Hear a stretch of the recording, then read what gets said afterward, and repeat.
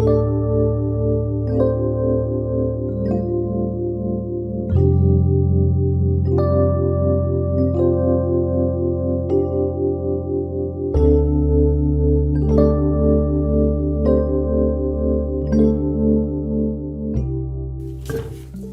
like to call the meeting to order. I'd like to open the meeting with a Pledge of Allegiance. We'd like to introduce veteran third-class boatswain's mate Wayne Owen, who will lead us in the pledge. Wayne Owen served with the U.S. Navy aboard the USS Ajax, a repair ship. The USS Ajax was deployed to Vietnam 3 times during his service, working on Navy ships, riverboats, and assisting land forces. Wayne was promoted to a third-class boatswain's mate, and some of his duties included operating the 40-foot utility boat to transfer personnel and supplies, and operating the Mike 16-6 landing craft during night security missions while the Ajax was anchored. After his service, Wayne joined the Ambrose E. Revels American Legion Post 328 in Archbald, and over the 22 years he has been with the post, he has held various positions in the post, including being a past post commander. Wayne's awards include the Vietnam Service Medal with 2 service stars, the Vietnam Campaign Medal, the National Defense Service Award, the Navy Battle Efficiency Award, the Navy Meritorious Unit Commendation Ribbon, and many others. Boatswain's third-class mate, Wayne Owen, would you please lead us in the pledge? I pledge allegiance to the flag of the United States of America and to the republic for which it stands, one nation, under God, indivisible, with liberty and justice for all.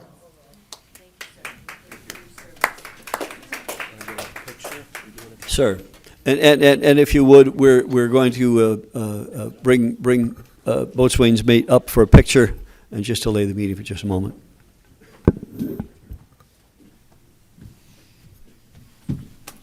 Gentlemen.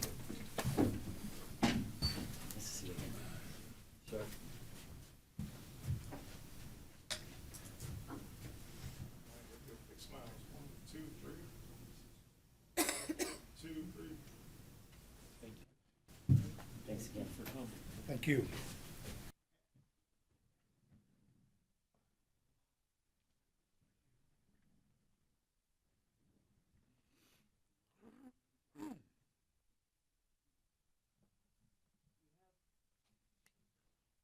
We have representatives here for the casual day.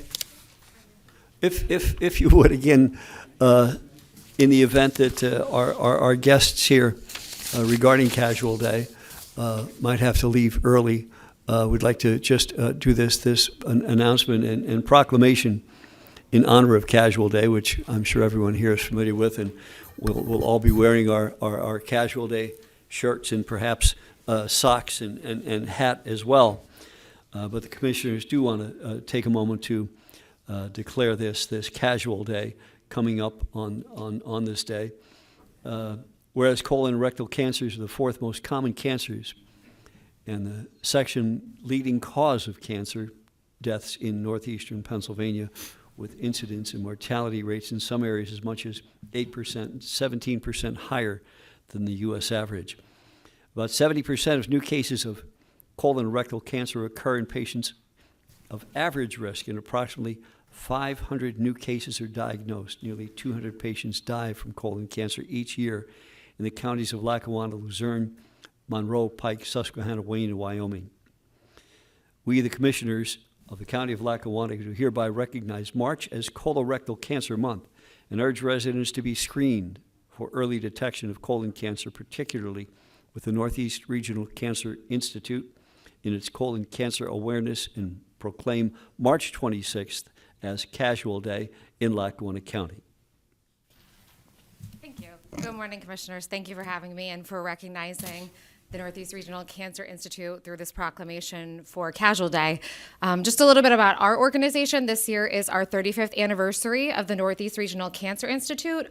We're an information and referral organization, so anyone that's been touched by cancer can call us. We have an RN on staff and a master's level oncology social worker that field about 200 calls per year about transportation, and just different things related to cancer. So if we don't directly provide that service, we will find individuals the services that they need.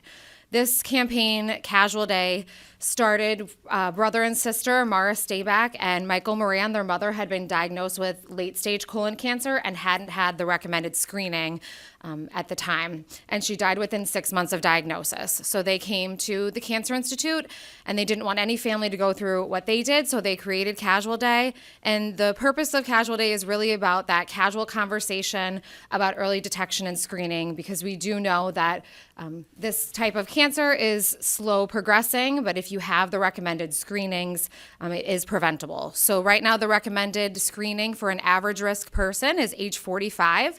If you do have a family history, you may have to get screened prior to that. So if anyone has questions, they can call our office, 570-904-8808, or visit our website, cancernepa.org. And the color this year, we change it every year, is yellow. So the ordering deadline has passed, but if you call our office, we do have some in our office, limited quantities, and then we have some at select Garrity supermarkets, DePietro's Pharmacy, Harold's Pharmacy, and Stevens Pharmacy. So the T-shirts are $20. We have limited socks left. I think we only have the striped ones left, and then we have our silicone bracelets as well. That's a $5 donation. So any price point, someone can get involved in this. And just thank you for having me today. That's great. Could you call for a picture, please? Sure.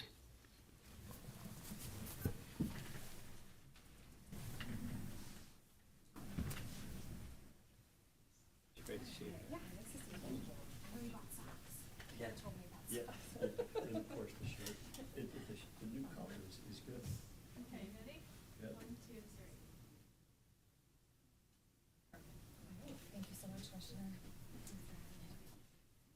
Thank you.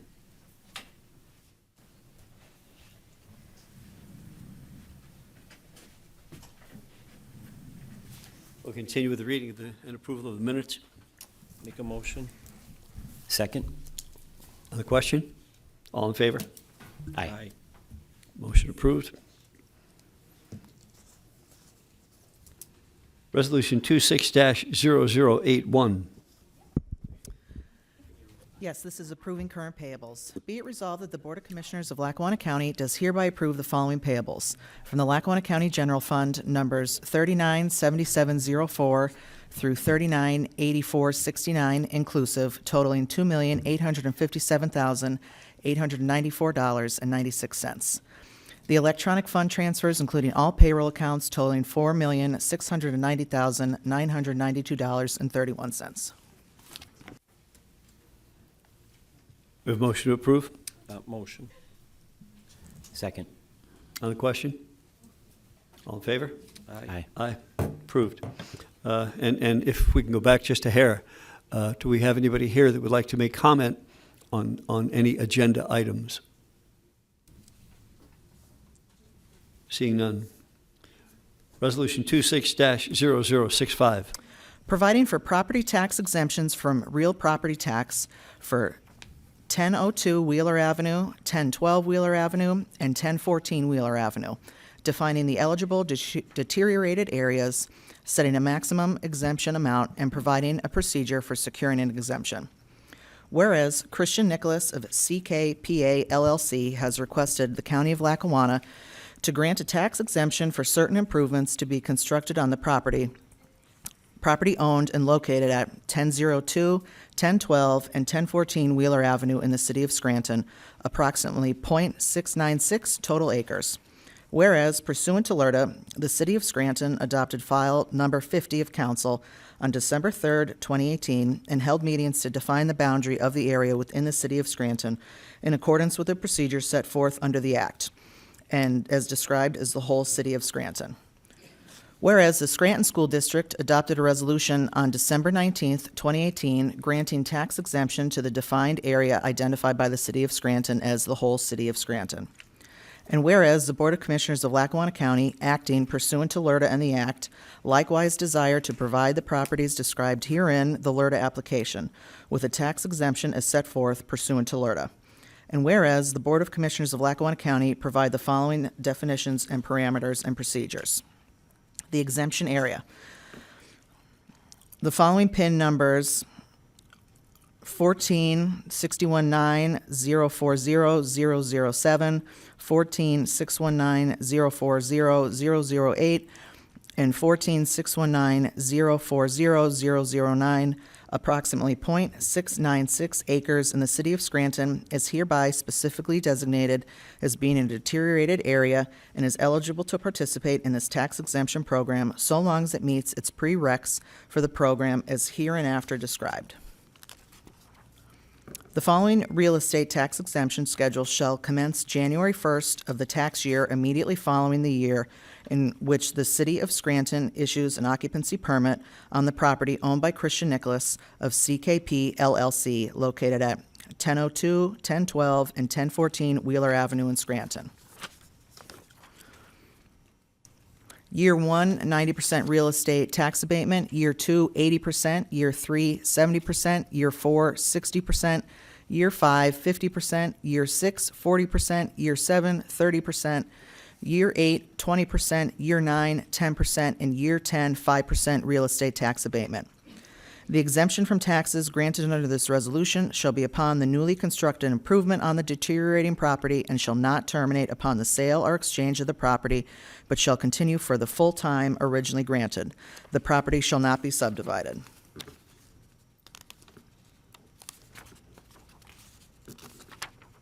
The resolution shall be in full force and effect upon adoption.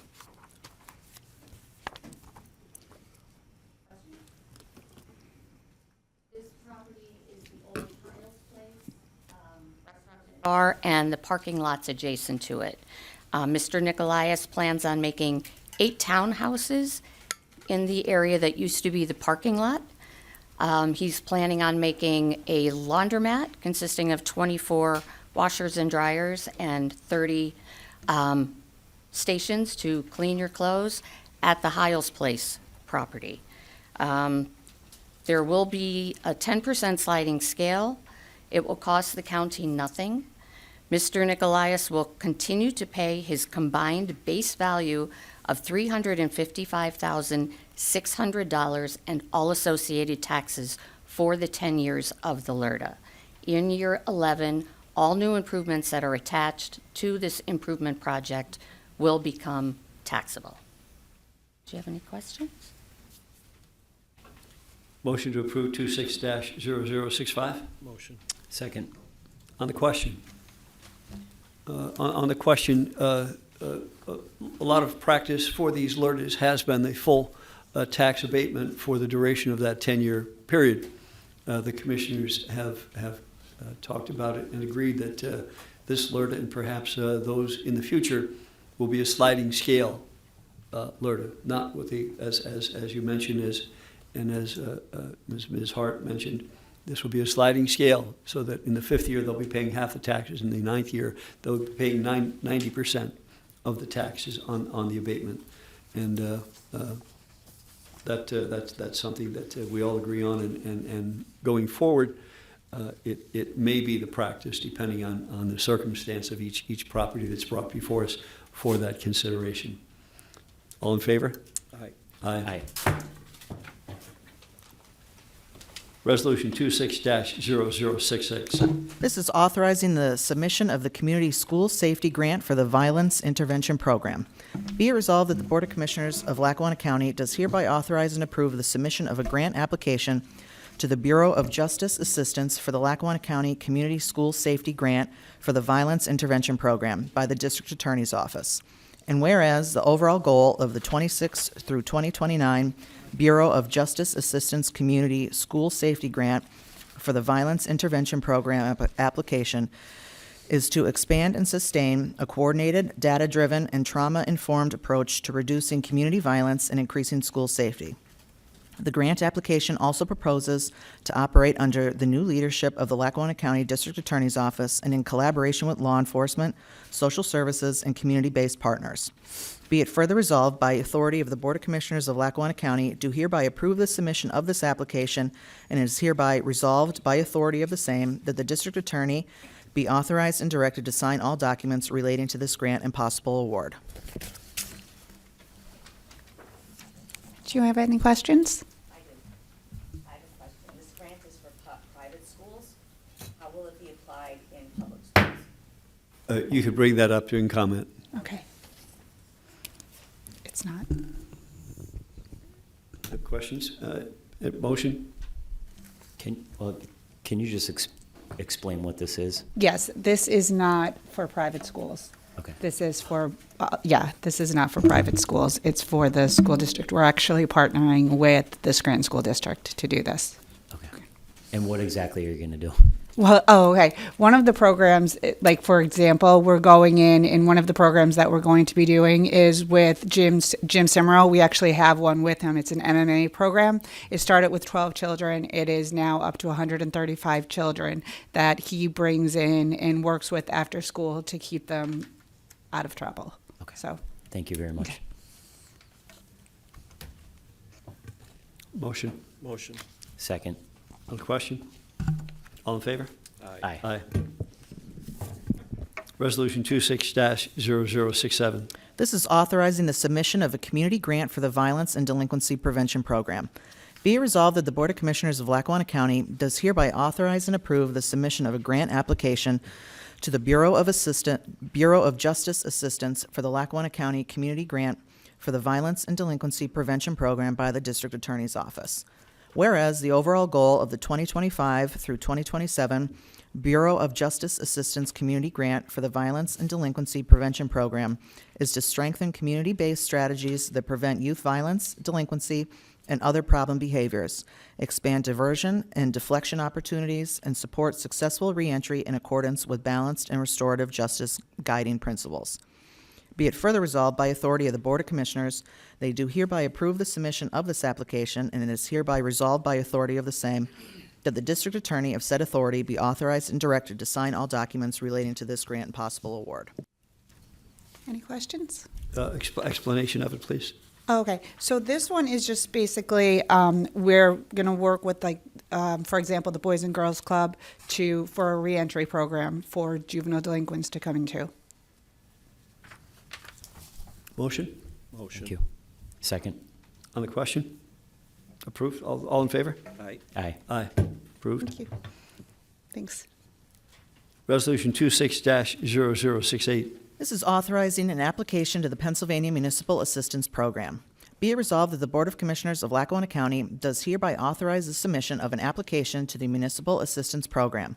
And whereas the County of Lackawanna, through the Department of Planning and on behalf of the City of Scranton, boroughs of Clarks Green and Clarks Summit, Dalton and Dunmore, and the townships of Newton, South Abington, Waverly, and West Abington will be undertaking a project to update the multi-municipal comprehension plan and the cooperative zoning ordinances of the Scranton-Abington Planning Association as outlined and authorized by the Intergovernmental Cooperation Implementation Agreement.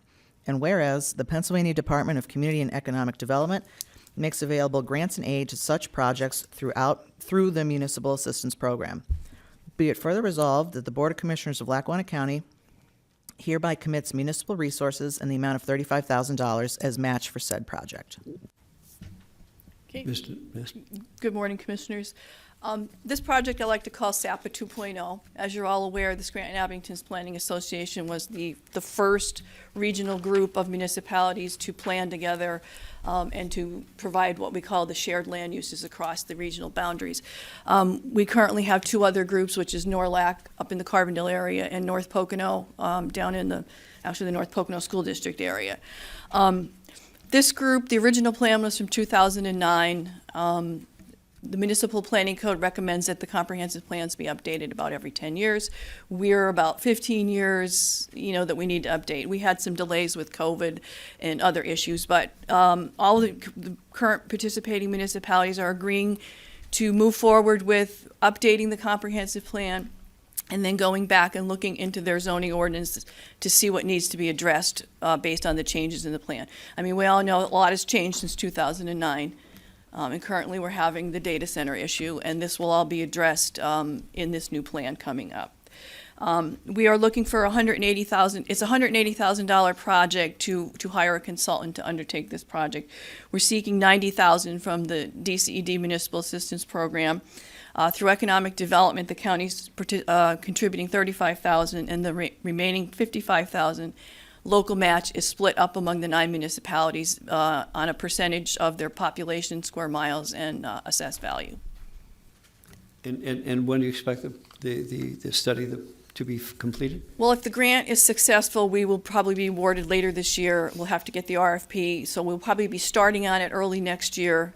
That'd be about a year to do the plan, and then probably another year to look at the ordinances, so about a 2-year project. And will you be able to offer at least recommendations prior to that to the municipalities, Yes, particularly regarding data center information? Yes, we're currently providing them with model ordinances from across the state and, and whatever assistance they need. But unfortunately, they need to act on those by themselves right now until we get this plan in place.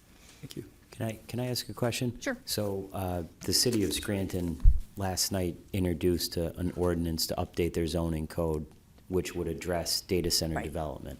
So this does not prohibit any of the 9 participating members to act now to deal with that, correct? Correct, Okay. correct. And But some the- of them are looking into it. Right. Yeah, yep. But when this is being developed, all 9 members will have input in terms of the overall regional plan that will address data center development. Absolutely. They have the final decision on what they allow within their borders. Okay. Yep. Thank you. Thank you. Motion to approve? Motion. Second. On the question? All in favor? Aye. Aye. Motion approved. Resolution 26-0069. This is adopting the Safe Streets for All Action Plan. Whereas Lackawanna County is committed to protecting the health, safety, and welfare of all residents, workers, and visitors, including those who travel by motor vehicle, transit, bicycle, wheelchair, and on foot. And between 2019 and 2023, Lackawanna County experienced 399 crashes resulting in fatal or serious injury, including 87 fatal crashes, with the number of high-injury crashes increased by 78% over that period. And whereas the United States Department of Transportation established the Safe Streets and Roads for All program to support communities in developing a comprehensive, data-driven safety action plan to eliminate traffic fatalities and serious injuries, and with the support from the Department of Transportation program, Lackawanna County led the development of the Safe Streets for All action plan. And whereas the plan identifies a high-injury network representing approximately 6% of roadway mileage, yet accounting for more than half of fatal and serious injury crashes, and prioritizes safety investments where they can grant applications and advance equitable safety outcomes across all communities in Lackawanna County.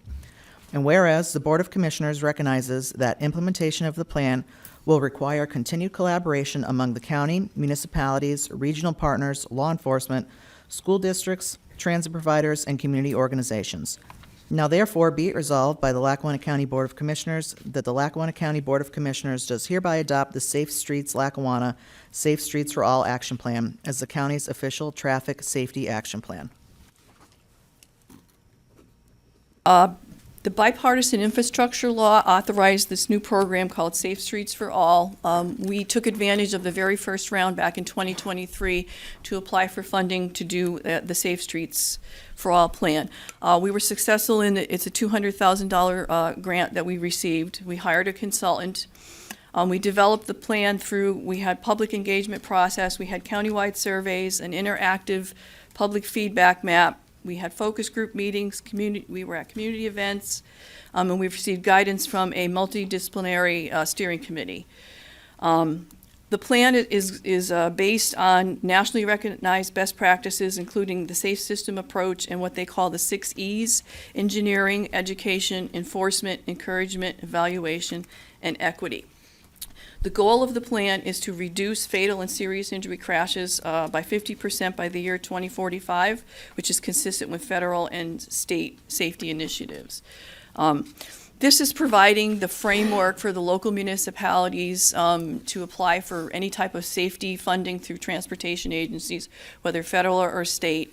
This had to be in place for them to do this. So like I said, we took the bull by the horns and jumped on this program right at the beginning of its onset. We're going to be asking the local municipalities to sign on to this plan because it gives them an extra tool for when they apply for grant funding. We're going to be collaborating with the municipalities and other regional partners, including the MPO, the school districts, the transit providers, to hopefully make sure that this plan gets implemented. I do have it shows you the high injury networks, which were identified by PennDOT crash data and the community surveys throughout the county, which was divided into 4 planning regions. So you can see the different colors there. The maps over there are a little bit more detailed because it's kind of hard to see all the roads in the county on one map, if anybody's interested in looking at that. But we're going to be having a webinar within the next few weeks with the municipalities to basically roll this plan out and help them with any assistance that they may need in applying for grant money. I assume the map that you're speaking of here will be available on the website? The plan? Yes. Yes, it is, and it's currently. Can we drill down in these different areas to see more specifically the streets? Yes, Oh, those over there are a little bit more detailed over there. And they actually give you the actual street name in the municipality and how many miles of that road are on the high injury network. Thank you. Motion? I'm sorry. Oh, no, sorry, go ahead. Motion? Motion. Second. On the question? On the question, I just want to commend you for being proactive. I read through this plan. It's very, very extensive, and it's very, very well done. Just some of the things that stuck out to me, and I think Tracy mentioned it when she was reading the ordinance. There are roughly 2,040 miles of roadway within the county. Roadways that make up the high injury network account for approximately 122 miles. So out of all the roadways in this county, there's about 5% that are the major, have the most issues. From 2019 to 2023, 6% of the roadways were responsible for more than half, 53%, of high injury crashes, and 74% of the vulnerable road users, bikers, pedestrians, for high injury crashes. So this plan gives us a roadmap to work, as Mary Liz Donato said, to work with the municipalities and the boroughs and townships throughout the county to do something about it. In looking at the plan, here are the priority safety projects. So Music Street, PA 307, Scranton-Carbondale Highway in Dixon City, Bernie Avenue and Pitson Avenue in Scranton and Music, Mulberry Street, the Scranton-Pocono Highway in Covington, State Street in Clark Summit, and Brooklyn Street, 8th Avenue in Carbondale. So I'm looking forward to continuing to now implement this plan, but just want to commend you on a job well done. Thanks. Thank you. All in favor? Aye. Aye. Thank you.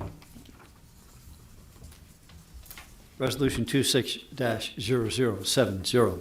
This is awarding the contract management system. Be it resolved that the Board of Commissioners of Lackawanna County does hereby award the centralized contract database management system to DebtBook at a cost of $20,000 for 2026. Mr. Bolzoni? Good morning, Commissioners.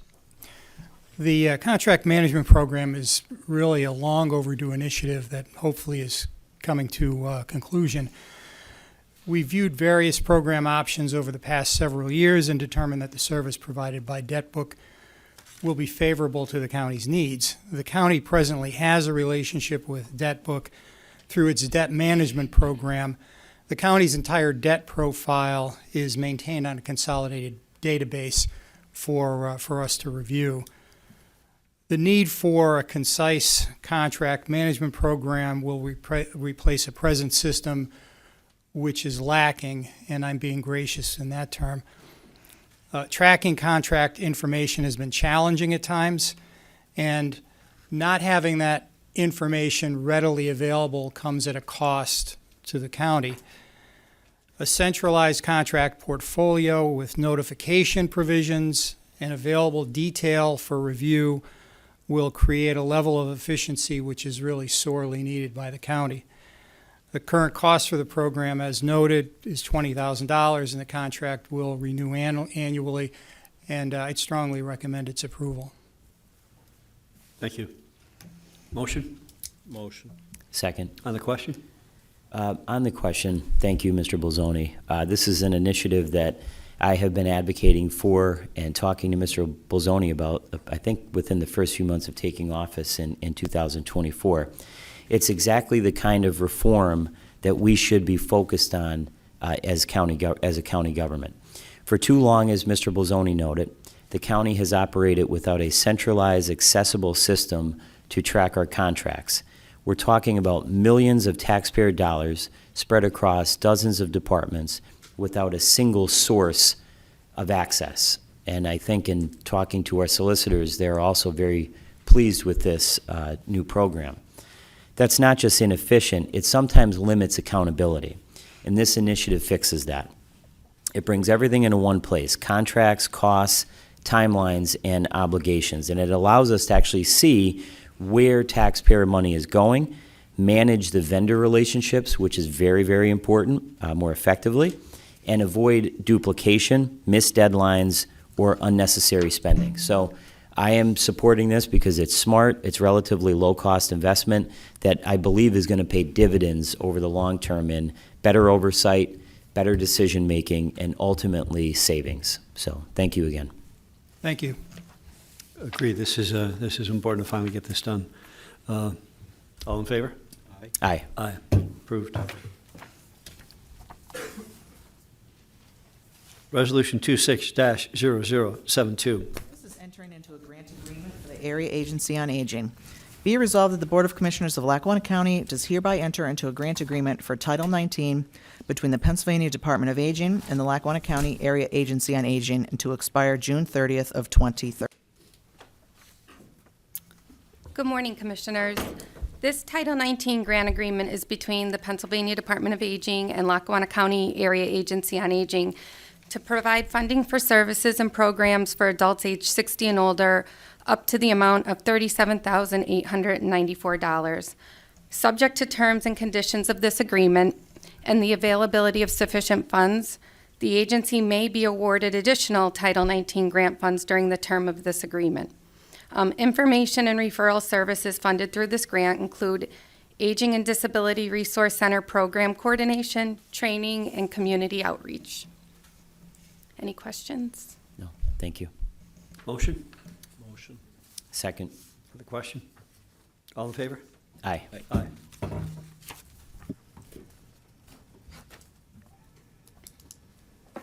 Resolution 26-0073. This is approving professional service agreements for the Area Agency on Aging.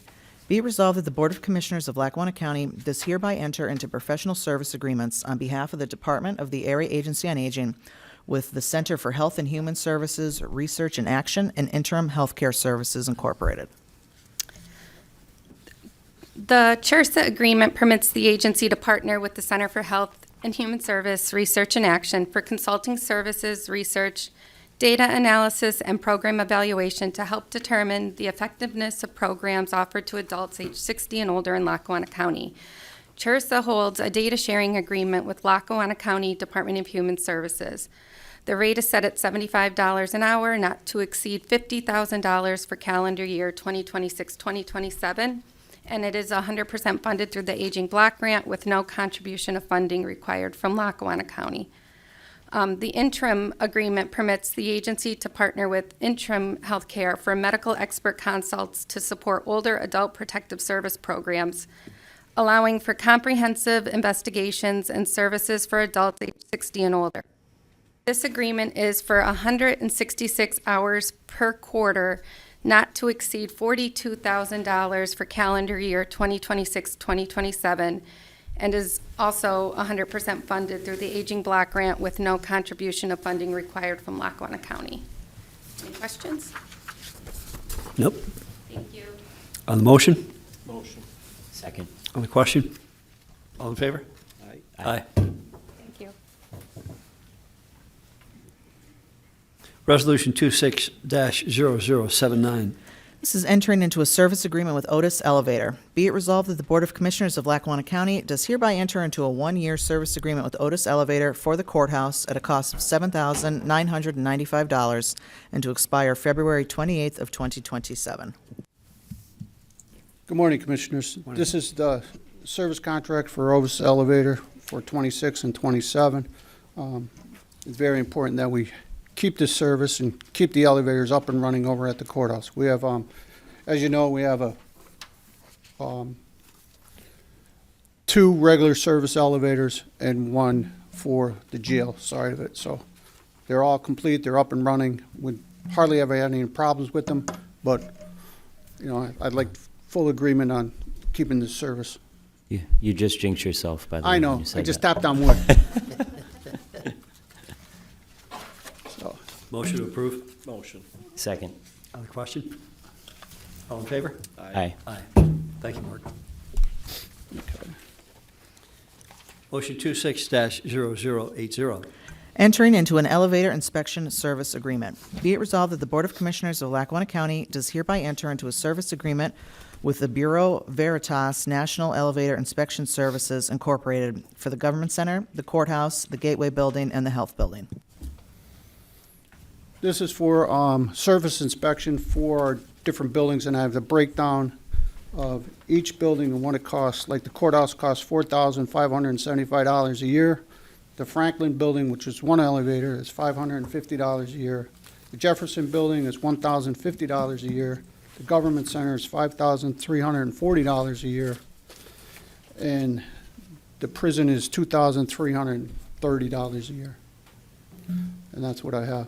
And this reputable inspection, national notified, so they do a lot of work. Thank you. Motion? Motion. Second. On the question? All in favor? Aye.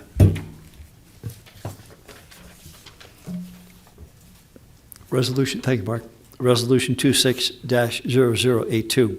These are appointments to the Area Agency on Aging Advisory Board. Be it resolved that the Excuse me. Board of... I have one more. Oh. Oh, area gen aging, you said? Oh. Okay, I'm sorry. Be it resolved that the Board of Commissioners of Lackawanna County does hereby appoint the following individual to the Lackawanna County Area Agency on Aging Advisory Board with a 3-year term to commence immediately and expire December 31st, 2029. Pedro Ains of Scranton.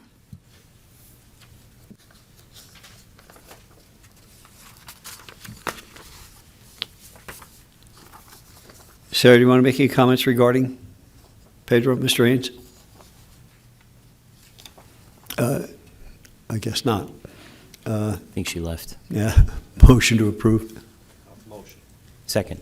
On the question, Mr. Ains, just an incredible young man that has served our community, northeastern and central Pennsylvania, for a huge number of years, and it will be good to have him as a member of this board. All in favor? Aye. Aye. Approved. Resolution 26-0083. This is an appointment to the Lackawanna County Assessment Board.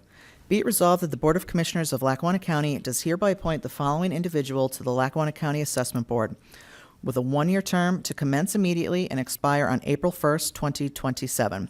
Wayne Evans of Pittston Avenue in Scranton. Motion? Motion. Second. On the question? On the question, do we know who Wayne Evans is replacing on the board? And is this a 3-member board, or is it one of the auxiliary boards? I'm sorry, that's not in there. It is the 3-member board, and he would be replacing Shirley Barrett. Okay. So I do know that, I believe there's a meeting tomorrow, so you may want to call her and let her know that not to show up, and if, you may want to notify Wayne Evans to. We have the letters ready. Okay. But you may want to call her so that she knows not to come down here. Okay. Or email. All in favor? Aye. Resolution 26-0078. I'm sorry. I'm sorry. Motion to approve. This is a motion to accept the estimate from the Valley Forge Power Systems for the UPS and battery backup and maintenance at a cost of $3,999 a year. Commissioners, this is the battery backup system that, in case we lose power before our generator kicks in, our batteries are up and running. There's probably 48 batteries in the one block that takes care of this building. And there's probably 72 batteries upstairs on the 6th floor that takes care of all their other buildings for the emergency backup, so we don't lose internet or calling or anything like that. So I hope I get approved. Sorry. Motion to approve. Motion. Second. On the question. All in favor? Aye. Aye. Thank you. Thank you. Resolution 26-0074.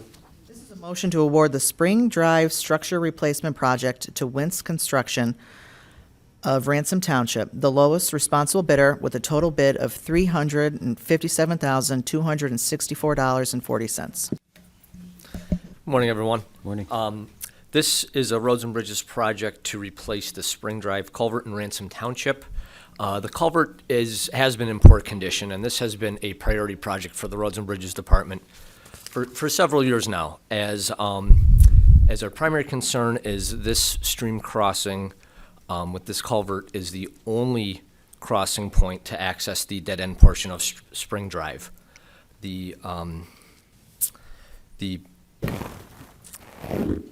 Being that this is the only crossing, during construction, a temporary road will also have to be constructed and utilized for the residents who live on and access the other side of Spring Drive. A public bid was conducted, and 14 bids were received for this project, with the lowest bidder being Wince Construction at a price of $357,264.40. Wince and their construction bid package has been reviewed with their bid security and work qualifications, and it is our recommendation to award this project to Wince. Questions? What's the expected timeline on the construction? This will be approximately 1 year after notice to proceed. Motion? Motion. Second. On the question? All in favor? Aye. Aye. Thank you. Resolution 26-0075. This is a motion to award the Old Mill Road Bridge replacement to Minichi of DuPont, the lowest responsible bidder, with a total bid of $917,000. This bridge replacement will replace the closed bridge in Jefferson Township on Old Mill Road. This bridge was closed a little more than a year ago due to structural concerns. We've been working since to go through permitting and development of construction plans to get this project bid. The bids for the new bridge were received through our public bidding process, and 4 bids were received, with the low bidder being Minicky Construction at a price of $917,000. We've reviewed Minicky's bid package and bid security and their work history. They have done several bridge replacement projects for Lackawanna County previously and have always done a good job with their work. We therefore recommend this project be awarded to Minicky. And to get a question, the timeline on the expected timeline on the project? Yes, this one is approximately 18 months. This is much larger than the Spring Drive crossing. This is approximately 40-foot span of a bridge, which will take a little bit longer in construction. Thank you. Motion? Motion. Second. On the question? All in favor? Aye. Aye. Resolution 26-0076. This is a motion to award the Main Street retaining wall repair to Fabcor, Inc. of Jessup, the lowest, most responsible bidder, the total bid of $887,913.80. This project will stabilize the retaining wall supporting Main Street along the Lackawanna River from approximately the Main Street intersection to the Gilmartin Street Main Street intersection in Archbold. We've been monitoring this wall for several years. This wall's been slowly rotating toward the stream, and this project will stabilize that rotation. It will also take care of several concrete spalls and patch repairs needed on the wall. The project will also take care of a mill and overlay of the roadway surface for the same project limits from Wayne Street till Gilmartin. A public bid was conducted, and 4 bids received for this one, with the lowest bidder being Fabcor, with a price of $887,913.80. We've reviewed Fabcor's qualifications and their bid package and recommend the award be given to Fabcor. And I expect that this isn't going to significantly, excepting for the paving part, isn't going to significantly affect the traffic? Traffic will be kept open during construction. There will be temporary traffic measures, single lane use and flaggers, but traffic will be maintained through construction. Thank you. And Motion? If we get complaints, we'll send them to you, right? Okay. Yes. You can call me anytime. Okay. Motion Motion. Second. on the question? I just have a comment on the question, because I know that's been we got quite a few phone calls about, road repairs and stuff like that in that area. And, I know we've been putting some coal patch in there just to get us through the winter. It's been a rough winter, but, we will address that, what you did just say. But I want to just comment on, these are big numbers, these bridges, and because of your due diligence and getting these bids out early this year, we ended up saving a lot of money, and some of these bids came through lower than we even expected. So just thanks for you and Larry for getting on top of that stuff and, getting these bids out early so that we could get some better prices for the taxpayers. So thank you. Yes, sir. Yes, I will acknowledge all of these 3 projects have been budgeted with the Roads and Bridges Department for several years now, and because of the timely winter bidding, they all came back slightly under our budgeted amount. Thank you. All in favor? Aye. Aye. Thank you.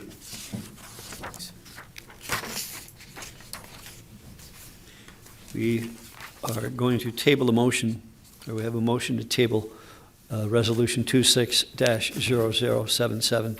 There are some issues with the language in the contract, or the proposed contract, and we're going to table this and bring it back in another meeting if we have a motion to table. I'll make a motion to table. Second. Question? All in favor? Aye. Aye. Aye. So moved. Before we start the opportunity to address the board by the public, 2 things. One, we do have a scheduled prison board meeting at the prison at 12:30. I don't think we'll have to, but if necessary, we would not adjourn, but put the meeting on hold, finish our commissioners' comments, and resume the meeting at the beginning of our next meeting scheduled for April 1st. But I think we'll get all of our comments in our allotted time. We have to leave here about noon to get over to the prison. That is an advertised meeting, and we have some people over there that are waiting for that meeting to commence at 12:30. But I think we'll get all of the information in from our public comments and our commissioners' comments. Also, one other thing that I just want to bring up real quick, that we do have a piece of proposed legislation dealing with the working with ICE and that issue. Unfortunately, I did not get it to the commissioners and staff members until very late Monday afternoon, not giving them enough time to review it, not giving us enough time as a group to review the language that is being proposed. We will be talking about it in the next week or two, and will be brought up at the next work session to hopefully be presented at the April 1st meeting. Anyone to address the board?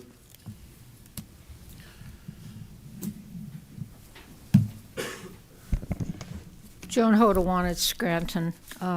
First, I have not forgotten my request for a wall of shame with the names of those whose properties were kept off of the tax rolls for a long time and finally caught by Tyler Technologies. So hopefully that'll be coming. But I want to talk about the county's boards and authorities. I received an interesting postcard from somebody, I won't use her name, who thought that I was totally against Zoom and YouTube for covering meetings. That's not what I said. I'm against Zoom-only public meetings when there is no medical emergency or weather emergency. I believe that at most, these meetings should be hybrid, so that those of us who want to come in person have the opportunity to do so, and those who cannot attend in person also have an opportunity to participate in the meeting. But when a meeting is Zoom only and there is no apparent justification, I question that as a taxpayer. Now, let's talk about the boards and authorities. At 9 o'clock, I went on the county's website, clicked on government, clicked on boards and authority, and I looked to my favorite two. And I have raised this issue since January with Chief Brian Jeffers. And the two boards that I follow are obviously the library board, of which I was a member for 8 years, and the literacy committee, because I'm very interested in literacy. Now, the library board's page on the county's website is totally inaccurate. I'm listed as a member. Bill Zacker's listed as a member, and he resigned before I did. The meeting dates are wrong. The meeting times are wrong. In January, Brian told me he would get this situation controlled and corrected, and apparently it hasn't happened yet. But let's look at the literacy committee. I pulled the legislation which created it from November of 2022. And one of the, let's see, I'll read it so I not misquote it. The Literacy Committee shall hold regular public meetings and shall allow for public comment and matters under deliberation at such public meeting. All meetings of the committee shall comply with the Pennsylvania Sunshine Act, and I hope the members of that Literacy Committee are familiar with that act. Under their duties, A, to conduct regular public meetings to gain input and information relevant to the promotion of education and literacy in Lackawanna County. And D, and I'll be requesting this under right to know, to make an annual report to the Lackawanna County Board of Commissioners of its progress, findings, and recommendations. So on their webpage, on your website, okay, they say that the 2024 Lackawanna County Literacy Committee, and this is the current page, meetings will be held on the third Thursday in the month at 5:30 unless otherwise specified. The meetings will be hybrid, in person in the Commissioners' Conference Room, 123 Wyoming Avenue, 5th floor, and virtual. Okay. So I went to the January meeting at January 19th, couldn't get into this building. It was locked up, secure than whatever. I went in February, I believe it was, February. The guard came to the door and he said, "There's nobody here but us chickens." I guess I'm a chicken and he's a chicken. There's one tomorrow at 5:30. I know Tracy Hart is a member of this literacy committee, so hopefully the word will get out to them. This taxpayer would like to be present at that meeting, and I will not be amused to find the doors locked and the only people in the building to be us chickens. This is simply not right. So I want to know what this committee has accomplished since November of 2022.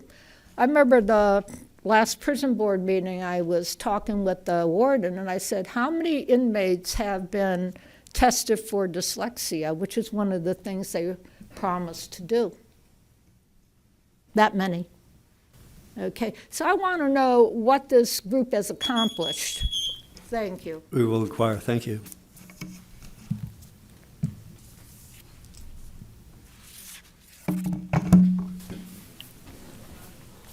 Good morning, Sarah Balmer, Covington Township.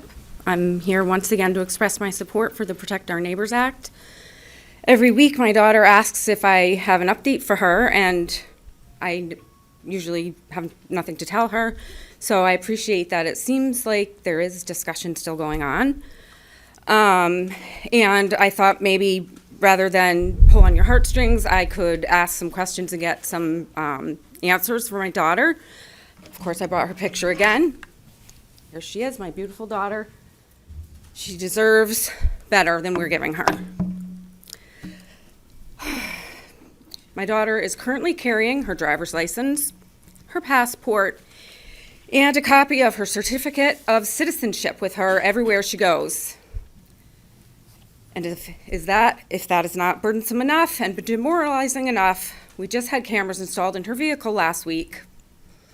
She's a teenager, and to say this is embarrassing for her is an understatement. And to say that this breaks my heart is a gross understatement. It is not normal, it is unacceptable, and I would like to ask, what are we doing? Seriously, what are we doing here? I would like to thank Commissioner Gahn for releasing the solicitor's memo. It gave us a little bit of insight into some of the issues that we could face, and I respectfully ask that all commissioners work together to make whatever changes are needed so that this process can move forward. And I would like to thank you, Commissioner Welby, for expressing support for Governor Shapiro's advisory relating to ICE activities in healthcare and social services facilities. And I think this is really important and should be expanded on in the Protect Our Neighbors Act, please. I just have a couple quick questions. I don't know if this is the forum. Can I get answers to questions standing here, or do I just propose them? Propose them, please. Just propose them? Okay. The solicitor's memo indicates that the commissioners have the authority to limit cooperation with ICE, and that Lackawanna County has protections under the 10th Amendment. However, the solicitor also stated that commissioners may not have authority over independently elected offices, for example, the sheriff. My question is, don't the commissioners approve the budget? And doesn't the budget dictate what these offices have the authority to do? Could the commissioners or the solicitor please provide more context for why they feel this is an issue? Also, Commissioner Welby stated at the last meeting that this is a process and will take time. Could the commissioners please share more information on what the process actually entails and what a realistic timeline might be for having a public hearing? Finally, although the last few weeks have brought out dozens of concerned Lackawanna residents, the time at which the commissioners meet is inconvenient. Most people must request time off from work to attend, and I would ask if the commissioners would consider holding a public hearing for the Protect Our Neighbors Act in the evening to allow more people to attend, or would you consider reading emails during public comments as they do at other county meetings so that our residents can be heard without having to take time off from work? I thank you for your time. Thank you. Thank you.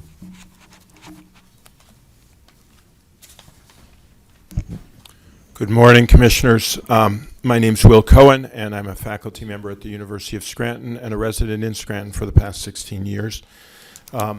And I just want to say before I read a statement from Bishop Mark Seitz, who's formerly the chair of the Committee on Migrants and Migration for the U.S. Conference of Catholic Bishops, as to why I'm doing this. I mean, there are really three things that we're talking about.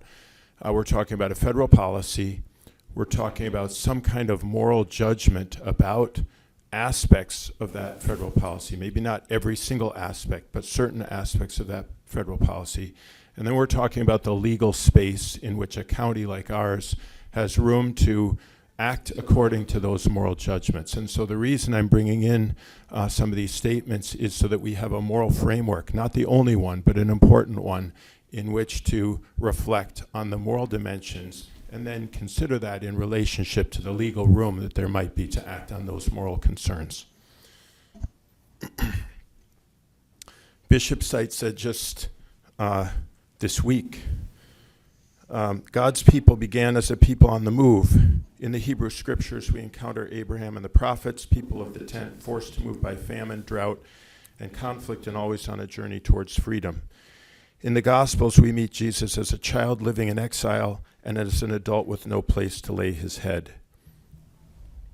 I'm going to take portions of this. Addressing his own congregation or flock in El Paso, Texas. Neighbors are being snatched as they walk out of immigration court proceedings downtown. Workers are being taken from construction sites across the city. Mothers and fathers are no longer able to work because the government has taken away their legal work permits. Young women are languishing in mental torture for months in private detention centers, even when, coerced by the conditions of their imprisonment, they beg to be deported. So many people are once again being made to feel they are less than American. People are dying in El Paso's Camp East Montana Immigrant Detention Center.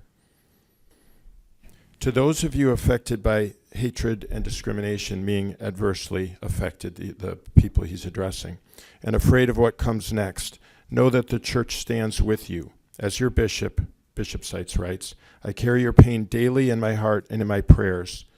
I stand with you. Our Holy Father, Pope Leo XIV, told me personally to stand in solidarity with suffering migrant families and not to remain silent. I will do everything I can to uphold the God-given dignity of every person in our community. I am blessed with many friendships with our local law enforcement and immigration enforcement agents. Their work to help keep our community safe is vital. But the death of those in immigration detention is unacceptable. An unjust immigration system that leads to deadly outcomes is destructive of our shared humanity. No one has to obey an immoral law, an immoral order. I implore all involved to carefully discern the moral requirements at this moment with integrity and honesty. When we take off our masks and encounter each other as neighbors, we can reclaim our common dignity. I promise the pastoral support of our priests, chaplains, and myself as you navigate the demands of conscience with sincerity. You also are in my prayers.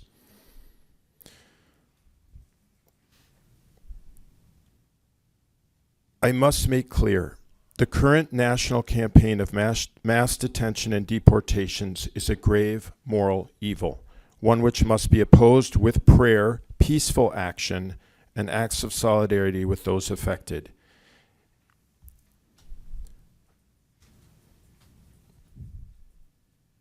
Okay, that's enough from his letter. I just want to add what Pope Leo said in October, because as we dig down into our consciences, I think these words are good ones with which to close. Jesus says very clearly, Pope Leo said in October, that at the end of the world we're going to be asked, how did you treat the foreigner?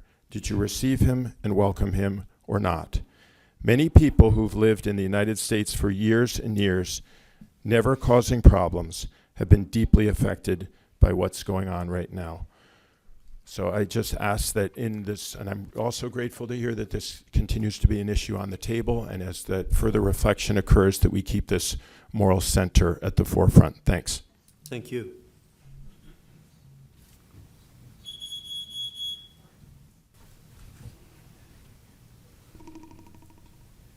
Hello, Commissioners. My name is Amanda Karpiak. I'm local. I was born and raised here. I went to Scranton High School. I voted for many of you, so it's good to be looking at you face to face. I am here to speak I'm here to say I support the Protect Our Neighbors Act. And for those of you who might be on the fence about passing this act, like fearing backlash from the federal government or for some other reason I can't really comprehend, I just want to say that now is not the time for cowardice. Now is not the time for meekness, and now is not the time for concessions. We need to draw hard lines against the abuses and constitutional violations that we've been seeing across the country. And we need to stand up both within and outside of government. We're all caring citizens here. We're all neighbors and friends. If we can't draw a hard line against ICE as a county, after all they're doing and after all they've done, what's the point of government? What's the point of saying we can work together to the benefit of the people? It's hard to have faith in the government right now, and you have an opportunity to restore a little bit of it by passing this ordinance. I'm not saying this lightly. Your county's people need protection from masked assailants who literally steal toddlers. Now isn't the time for cowardice. Now is the time to take a stand against ICE and against the federal government, because we may not have the option to later. Thank you very much. Thank you. Thank you.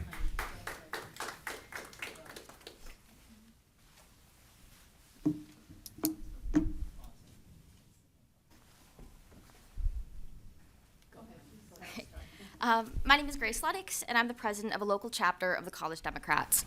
It is well known that my generation has high levels of political apathy, And in my position, I've had the opportunity to talk to countless students about why they feel repelled from civic engagement, repelled from participating in a government intended to be by and for them.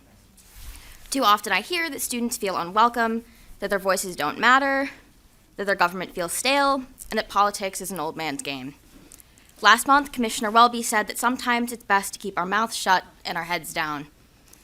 This kind of complacency is poison to a democracy. Injustices aren't solved by putting our tails between our legs and hiding in the corner until they magically disappear. As elected officials and public servants, it is you who has the power and obligation to act. We recognize that as a county government, you do not have the power to make ICE magically disappear, but you do have the opportunity to protect our community as demonstrated by nearby governments. A classmate of mine was stopped by multiple unmarked vehicles and surrounded by masked thugs. In the moment, she feared that she might be kidnapped and human trafficked. She was thankfully let go after they threatened to detain her, but I would highly suggest reading more about this in the University of Scranton's Aquinas newspaper. As you know, others in our community have not been as fortunate when confronted by ICE. This matter is inflaming once apathetic students, now recognizing the danger, idiocy, and selfishness of keeping our mouths shut and heads down in moments like this. The current concern is not limited to Democrats. Trump's approval rating this term has been estimated as low as 36% by Gallup, and as of December, the Pew Research estimates that just 17% of Americans trust the government in D.C. to do what is right. The consensus of dissatisfaction is loud and clear. When members of my chapter heard of the potential Protect Our Neighbors Act, it was like a breath of fresh air. Public service is often referred to as a trust given in faith and accepted in honor. You were elected not just for feel-good community moments, but to confront issues like this. Members of the College Democrats and our classmates are grateful for the work of Commissioner Gahan on the Protect Our Neighbors Act, and we hope that the rest of you pursue this as well. Thank you. Thank you.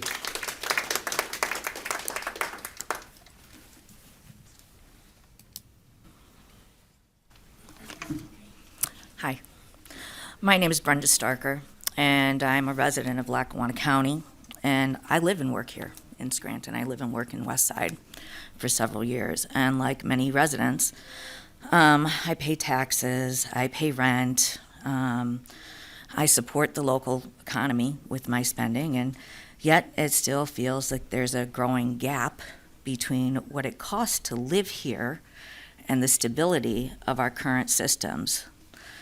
Even earning what would generally be considered a good wage, I experience how tight the gap has become. I also hear similar concerns from other working professionals in our communities, including those in essential roles such as healthcare and education. Many people who pursued education and stable careers expected that working hard would lead to long-term financial security. Increasingly, working residents are finding that these expectations no longer match the economic reality that we are living in today, specifically here in Scranton. When the cost of living rises faster than the ability to earn a steady income, stability stops being only a personal challenge and becomes a community issue. As both a parent and a grandparent actively helping to raise my grandchildren, I see every day how financial pressure and uncertainty affect routines, emotional security, and the sense of safety that children depend on. Okay, this is not theoretical for me, it is an everyday reality. Because of this, I am here today to speak about how several agenda priorities, including the economic revitalization, infrastructure planning, safety initiatives, workforce access, and school-based diversion programs are deeply connected to the lived experiences of working families in this county. According to recent census estimates, the average income per person in Lackawanna County is approximately $37,000 per year. This figure is very different from household income statistics, which often assume multiple earners living together, which is why on our census we have a median income of $67,000. That's a two-earner family, okay? So when we compare that at this level to current rental costs, we compare that earning to current rental costs, the challenge becomes clear. A studio apartment in Scranton can cost between $895 and $1,200 per month, without utilities included. Okay? For families, a modest 3-bedroom rental may cost around $1,400 per month or more, depending on the location and the neighborhood. When utilities such as water, sewer, and electricity are included, total housing costs can rise closer to $1,700 per month, if not more. Financial guidelines suggest housing should take up no more than 1/3 of your income, 30%. Okay? This means that many households need incomes well above $60,000 per year to maintain stability without ongoing strain. And at the same time, nearly 15% of residents in this county are living below that financial poverty line. This places many working families very close to a financial edge. Housing pressures are compounded by the rising and unpredictable utility costs. Residents are experiencing increases in water and sewer charges, infrastructure surcharges, and fluctuating billing cycles that make it difficult to plan financially. Even moderate increases across utilities can add hundreds or thousands of dollars to yearly household expenses. And when incomes are already stretched, these additional costs reduce disposable income and increase stress across entire households. Residents are also seeing large-scale developmental projects entering the region that require significant electricity and water resources. People are asking reasonable planning questions. Will these projects raise long-term costs for residents, and will they create stable employment opportunities for people who already live here? Past experiences with segments of the natural gas industry suggest that while some local jobs were created, many specialized or temporary positions were filled by workers brought in from outside the immediate community. This has led residents to question how much lasting economic benefit remains locally when resource-intensive development occurs. Transportation barriers further affect workforce stabilities. Many available jobs operate on evening or overnight shifts, yet late-night public transportation options remain limited. Without reliable transportation, residents may be unable. Okay, thank you. I will email that to you, because there's a lot more in there. Because the effect of all of this is further impacted by ICE coming here, okay? Because the services that we're proposing to build, the accesses to the school, the diversion programs will not be attended by people who do not trust the community. And trust is very low right now. We appreciate you sharing that.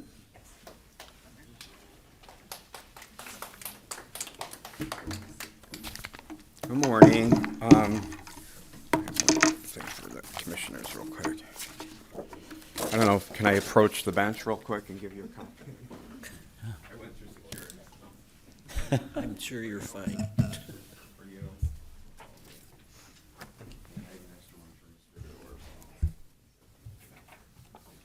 Good morning. My name is George Semyon. I live downtown. Pleasure living downtown. Since COVID hit, and the first page on this is a view of the county courthouse, and I have the privilege of looking at this every day. I live in the old administrative building. Looks a little bit different these days, but I'm just here to talk about the courthouse and the courthouse grounds.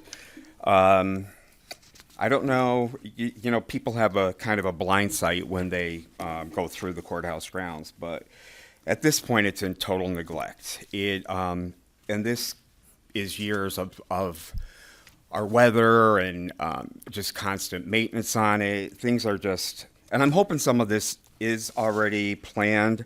I noticed that there's a bench out the back, which I'm hoping some of them will be replaced at the courthouse. Being downtown, it's the most magnificent building. It should have the most magnificent grounds, because it's the first thing people come downtown and they see, and they're taking pictures. I see it every day. My desk is in front of that picture, and I get frustrated. I walk my dogs, and I see the dog poop, and I see, you know, the condition of a lot of the stuff. But just in general, a lot of the landscaping and the grass burnt out a couple years ago when we had that really, really intense summer. The entrances, the round monument areas are really, really in bad shape. They need to be power washed. From the snow being poured into the round areas, all the rose bushes are gone.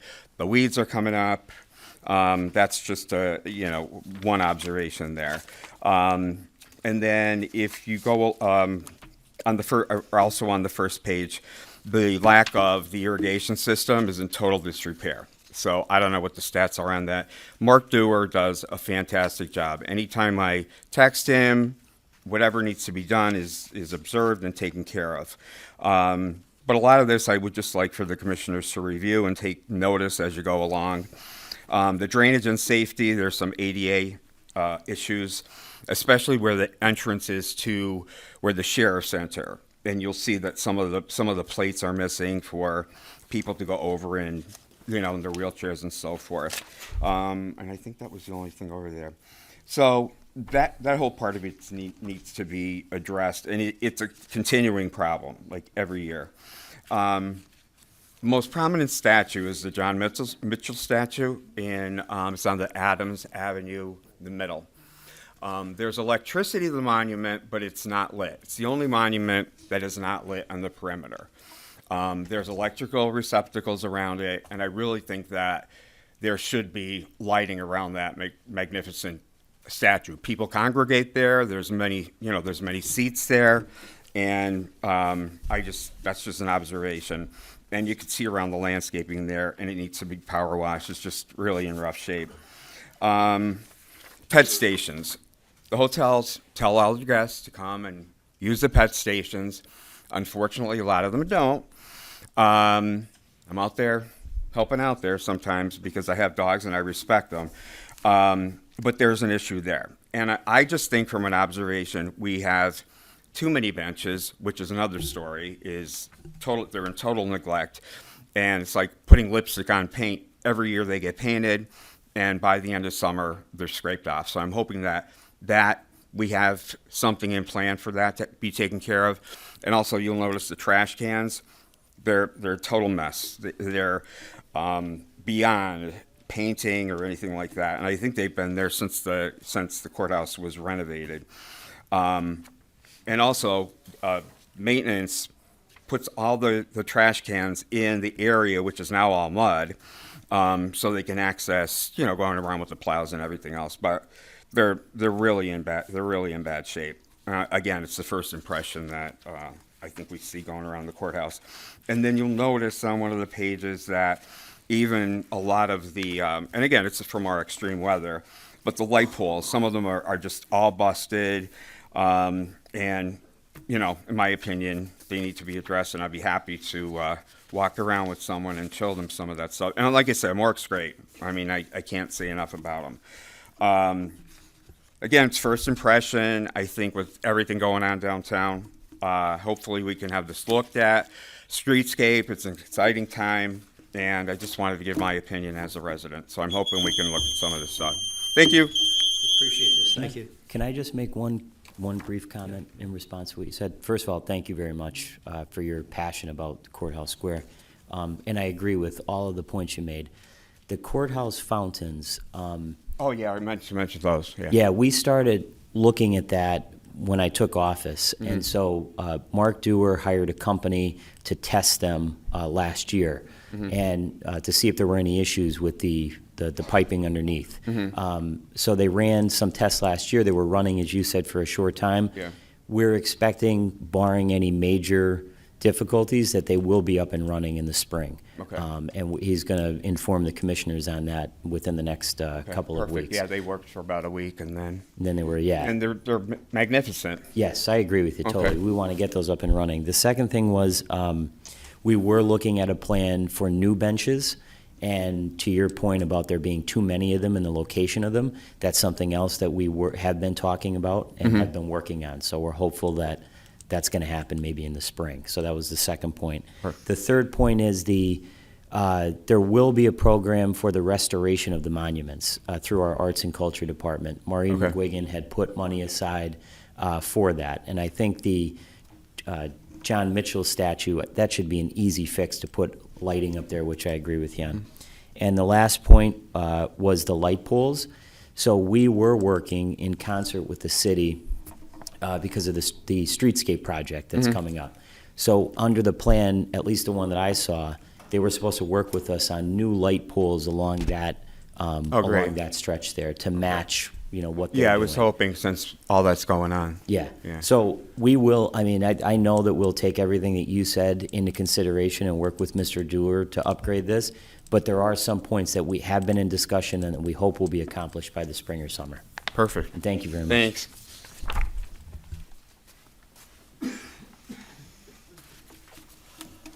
Good morning. My name is Madonna Munley, and I am from Archbold.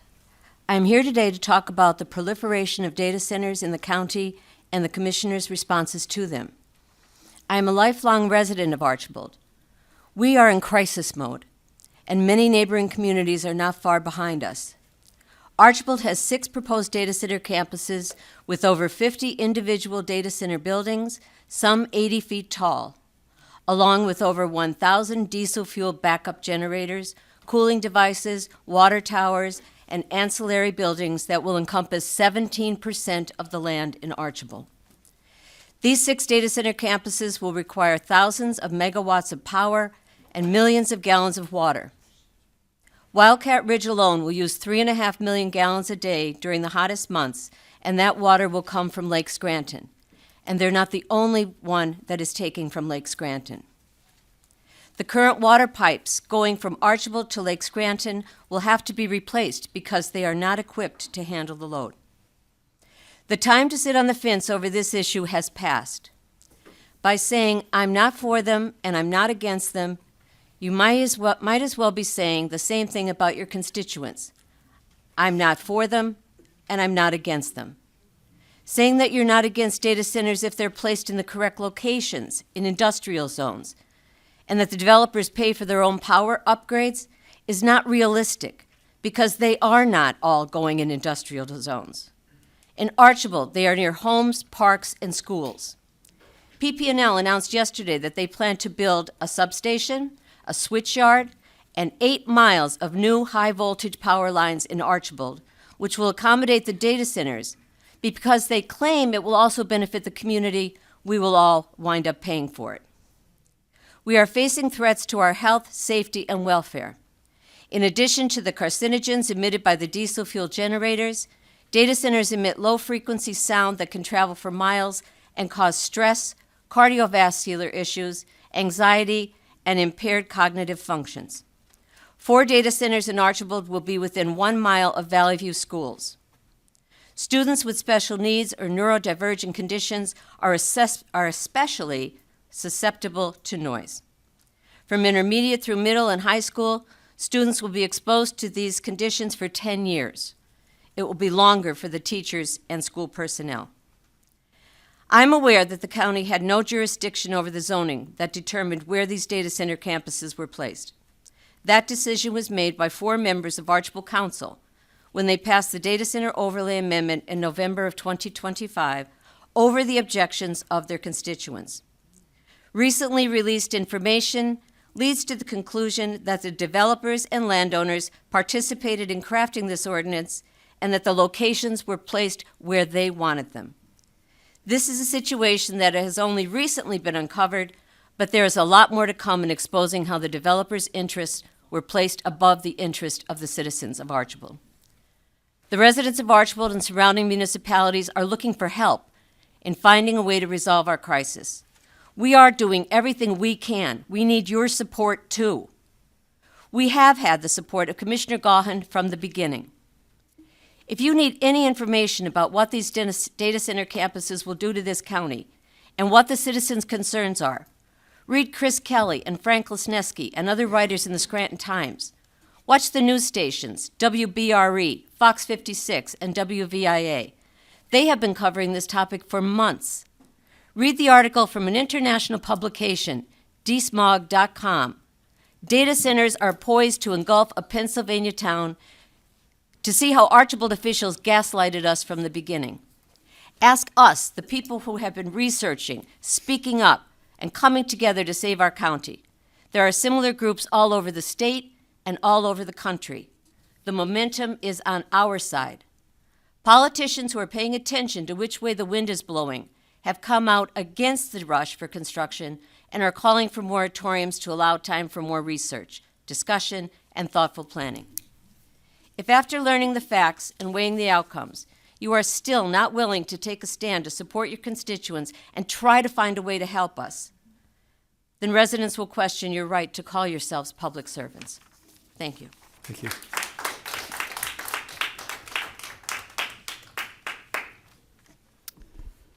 Good morning, County Commissioners. My name is Julie Schumacher-Cohen. I'm a 16-year resident of Scranton. On the previous topic of the speaker, I did want to share about an event that's coming up on March 30th called The High Cost of AI, How Data Centers Are Reshaping Pennsylvania's Energy Landscape. There will be representatives from 3 environmental groups, the Clean Energy Group, Clean Air Council, and Physicians for Social Responsibility, PA. They issued a joint report on that topic, and that will be at the University of Scranton at 6 o'clock on March 30th. But today I'm here to talk, as others have been, continuing to press for consideration and passage of the Protect Our Neighbors Act, and specifically also to share some good news in our Commonwealth that since the last meeting, 2 other counties in the Commonwealth of Pennsylvania have passed measures similar to the Protect Our Neighbors Act. They too have had an outpouring of public input and support. So on March 11th, the Allegheny County Council voted to restrict their employees from cooperating with ICE. Their measure applies to hundreds of law enforcement and human services employees who are now barred from asking about residents' immigration status or sharing county data for immigration enforcement and other aspects as well, unless a state or federal law says otherwise. On March 5th, Montgomery County Commissioners passed a resolution prohibiting the use of county-owned property and resources for immigration enforcement. Like the resolution being considered here, it prohibits county employees from complying with immigration operations unless a lawful judicial warrant is presented. That other counties in the same state just a couple hours away can pass similar resolutions would seem to demonstrate that there are no significant legal challenges or other barriers to our doing so here in Lackawanna County. That means that the decision here is primarily moral, ethical, and political. Yesterday, the Catholic Cardinal Tobin of Newark, New Jersey, the grandson of Irish immigrants, said on the occasion of St. Patrick's Day, "The questions around migration are not simply theoretical arguments. They have faces, and they have faces that I would recognize." And he asked people to recognize what he called the new Irish among us, those who have left their homes because of persecution, because of poverty, and they've come to this new land with hope. And he said, let us welcome them as fellow sons and daughters of God. So again, I want to ask ourselves, who are the faces in the Scranton and Lackawanna County community that we should recognize? Most of those people cannot come to these meetings because they would be too vulnerable to speak at this podium. Who are the new Irish in Scranton? Aren't they the Hispanic Catholic parishioner arrested in Southside and put in detention despite no criminal record? Or the choir member who was detained at a routine ICE check-in appointment at New York City and deported back to El Salvador after being in the country for more than a decade? Aren't they the Dunmore father and his daughter deported back to Honduras despite their being beloved neighbors, the father working as a dishwasher, the child a cheerleader in local sports? Aren't they our Bhutanese refugee neighbors who plant marigold flowers in their front yards to make wreaths for their cultural festivals? Or the Congolese refugees who share from their community garden and who fled a civil war?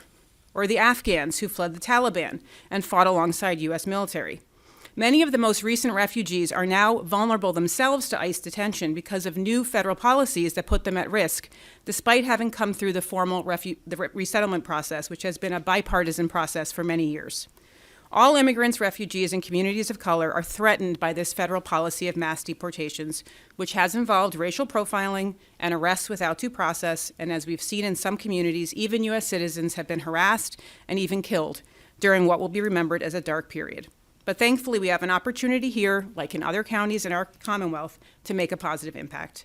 So once again, prohibiting proactive cooperation with ICE helps ensure that we uphold the constitutional and human rights of all residents, regardless of any immigration status, and that our county remains a welcoming place, and that we maintain trust between the local government and residents. So I ask you to put the Protect Our Neighbors Act on the agenda of the next meeting on April 1st, and allow it to be discussed and continue to discuss these issues and vote on them. Thank you.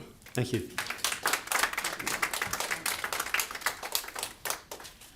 Hi, Judy Quinlan, Mount Cobb. The words of our last speaker were absolutely the truth, and we should take a chance. The objection and the worry is that we will suffer retribution from the federal government. But we wouldn't be the only ones because of all the things and all the attacks that President Trump has done on individuals, on law groups, on state and local laws, even on tariffs. Everything that he tried to do has been challenged in the courts. And at this point, probably 80% of the litigants have won. The federal government has gone down, and the state and local governments have prevailed. With that in mind, why not take a chance and vote for the ordinance to protect our neighbors? Why not? We'll have nothing to lose if we win. And his laws and his challenges have been denied in court over and over again. If you read the Times, that's the way it is. And because of what happened in Minnesota, ICE has gone behind the scenes to local law enforcement and has tried to get those people, those men mostly, to agree to the $10,000, here you go, here's your 10 grand, and no doubt, complete immunity for whatever they do. Isn't that wonderful? Complete immunity to whatever you do for a time period of 2 years, and then we'll see what happens after that. We do not want that kind of behavior in Lackawanna County anyway. If there's a way to stop it, try it, take out all stops and give it a chance. We have very little to lose. And then we'll talk about the people who from Archibald and German who are wondering about what's going to happen to their community. Besides their community, everyone in Pennsylvania is now threatened by these data centers. Why? Pollution. Lots of pollution, lots of lack of electric power, lots of lack of water. Everyone is threatened. People are staying home. Oh, it's not my business. What do I care what happens up there? How is it going to affect me? Same as the mine drainage that started in that area and polluted the Lackawanna River, which Bernie McGurl and hundreds of Lackawanna County residents worked their whole lives to clean up the Lackawanna River. The Lackawanna River starts in German with Islesworth, that beautiful county park, and heads down to the old Mellow Park, which is now the Blakely Borough Recreation Center. For years, we've tried to clean up the lake, the river, as it flows into the Lackawanna into the Susquehanna, which for years has been polluting the Chesapeake Bay. God bless the Chesapeake Bay. Millions of dollars, hundreds of millions of federal funding and our tax money to clean up the poor Chesapeake Bay from the waste that Pennsylvania has sent down, mine drainage, and don't forget the fracking, and here we go again. But the people who live here, you probably don't even know, but call the EPA and ask them, what's the worst polluter in the state of Pennsylvania? That gas-powered electric plant in Jessup. The worst polluter in Pennsylvania. Are you kidding me? Can you smell it? It depends on where you live, but it stinks. And the people up in Hamlin can smell it too. Worst polluter in Pennsylvania. And now we're going to add light disruption, noise disruption. I can't even, where are all the people from Music Lake coming down here? They paid millions of dollars for their land and their property and for their housing. Where are they? Their life there is over. Their leisure, their happiness, their fresh air with these data centers. Proposed by billionaires to aid billionaires.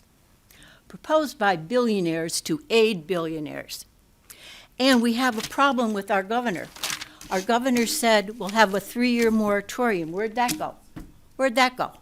And now he wants to fast track. The people up there found out that this project, Project Gravity, has been fast tracked. Who did that? Who started that? Who put that top of the agenda? Well, ask the questions. You're in position to ask the questions. Don't be afraid to ask the questions. We want to know who's fast tracked it. All of those beautiful areas down that river, from Islesworth and beyond where the Lackawanna River starts, the whole future of Pennsylvania and even Maryland and the Chesapeake Bay is at risk because of data centers. Not enough for 14, we want 6 more. Are you kidding me? How can people breathe? Thank you. Thank you. We're going to suspend public comment for just a few minutes to allow for, we are recessing or adjourning at noon in order to get over to the prison board meeting. But we're going to just go to commissioners' comments, and if we finish in time, we're going to go back to public comment after commissioners' comments. Hopefully, we'll be able to do that. Commissioner. Thank you.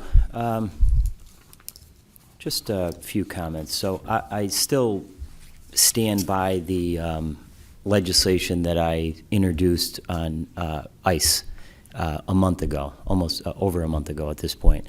I still feel very strongly about it. Obviously, the people of Lackawanna County do. You continue to come out to these meetings at 10 a.m. in the morning and speak so eloquently, which I thank you for. And I am really, really adamant about that legislation, that ordinance being placed on the agenda.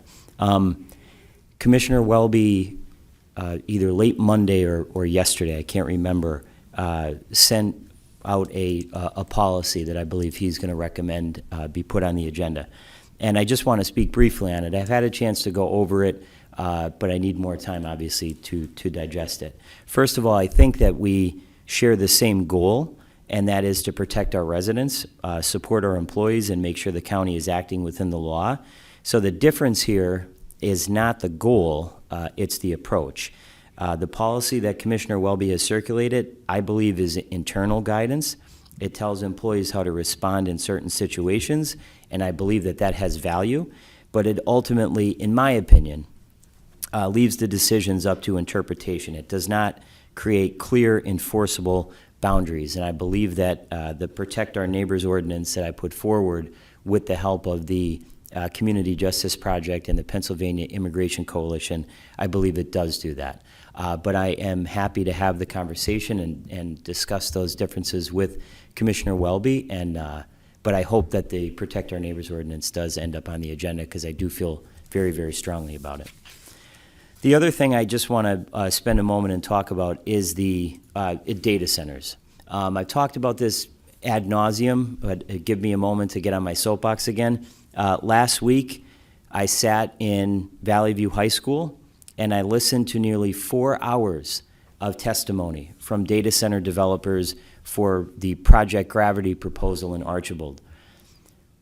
What these developers are trying to pass off as good for the residents of Lackawanna County is truly disturbing. You know, I sat there for 4 hours, and it was actually an emotional experience, because what I've heard from some people who are for data center development is, oh, those people are just activists. They just don't want anything in their backyard. Go up to one of these meetings and sit there and listen to these people. These are not activists. These are not people that don't want anything in their backyard. These are people who are literally trying to save the town of Archibald, who are trying to save their homes and their property. As I sat there for 4 hours and listened to the gentleman that gave the presentation, I was truly disturbed.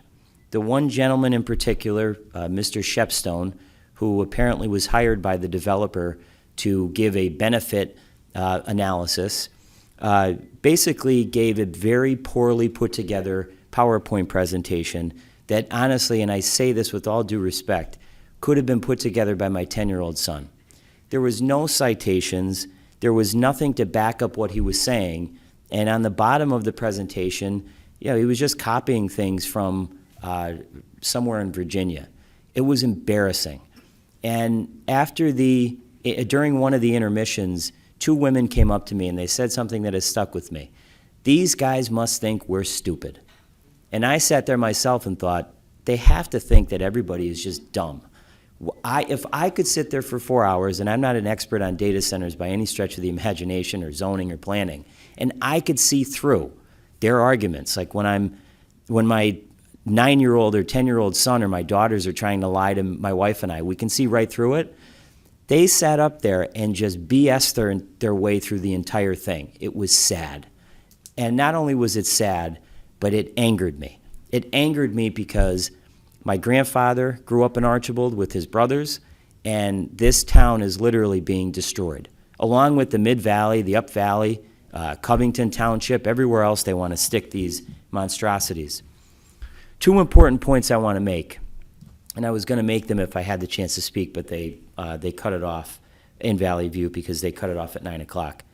3.3 million gallons of water a day on the hottest day for one of these data centers. 3.3 million gallons of water a day that they're going to take out of Lake Scranton.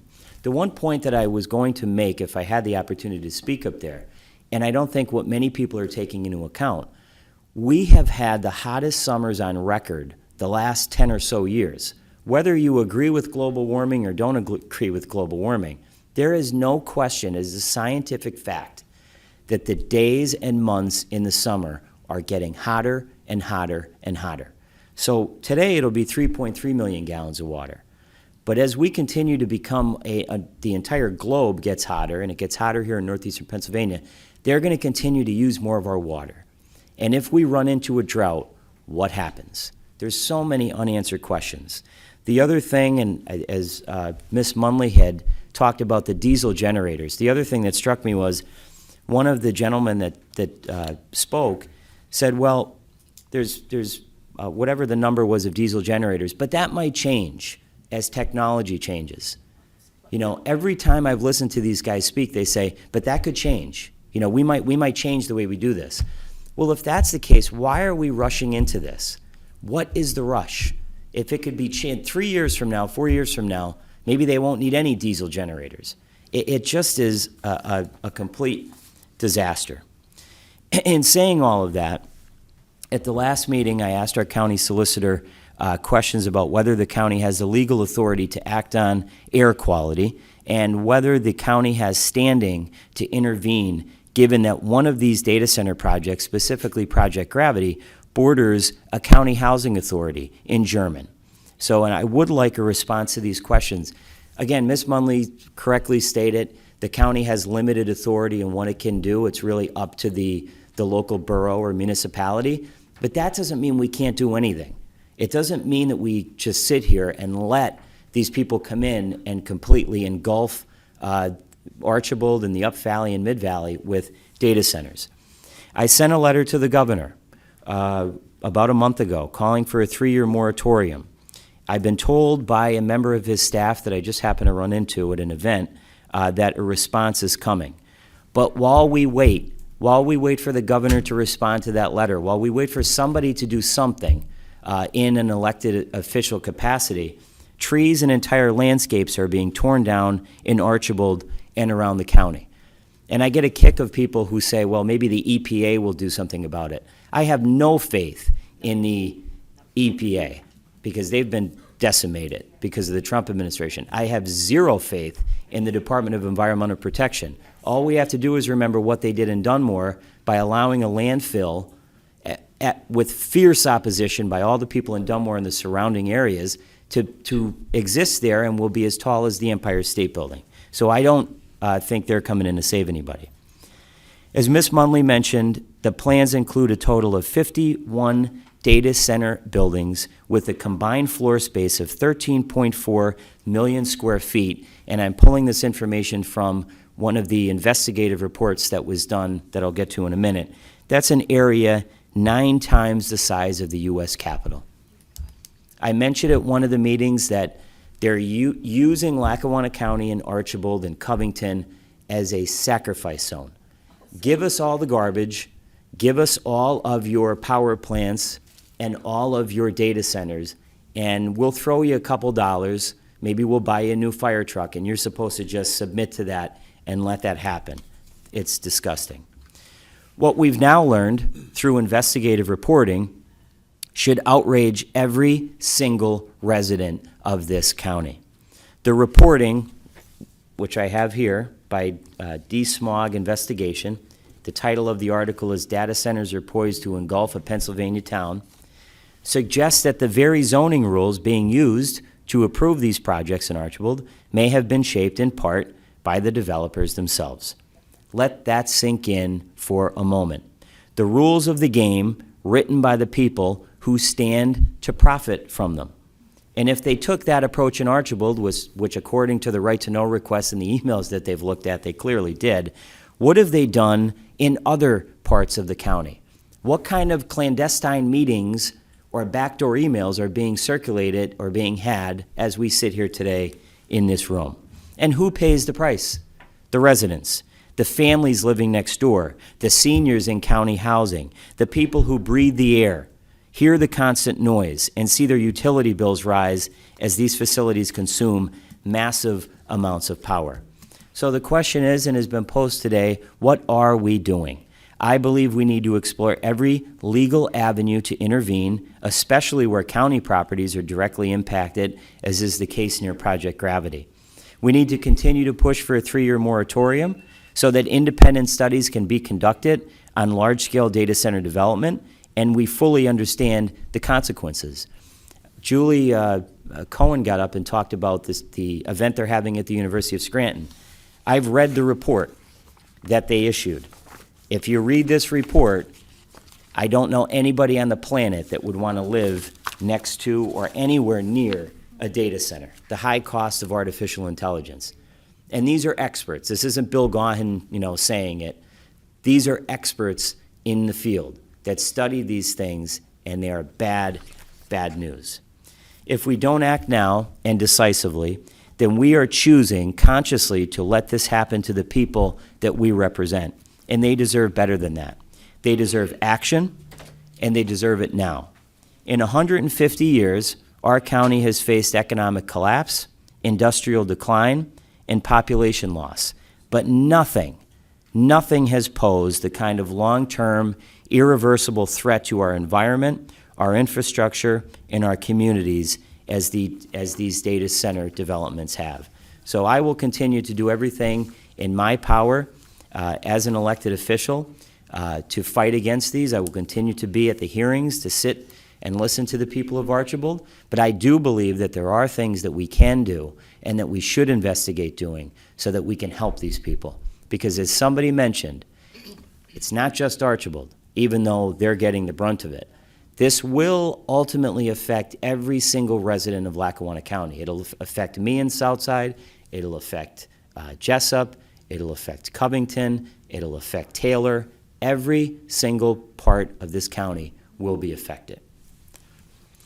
The last thing I want to mention is we received a list of appropriation requests for 2027 that the county submitted to Congressman Rob Bresnahan's office recently. And there is an item on the list that I have questions about.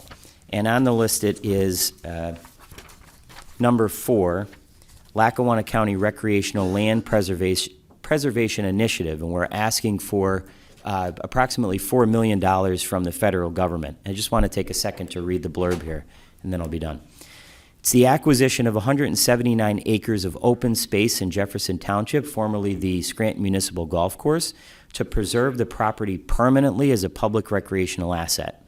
Lackawanna County proposes to acquire and preserve approximately 160 acres permanently as public recreational land while maintaining access for outdoor recreation, including walking, hiking, passive recreation, and community activities. Approximately 25 acres of the property may accommodate limited residential development that could support roughly 125 townhouse units and generate an estimated $75 million in private housing investment in the region. This was something that was discussed 2 years ago with Commissioner McGloin and I, and the plan at that time, the plan that was we were approached with, was for the county to essentially run the old Scranton Municipal Golf Course.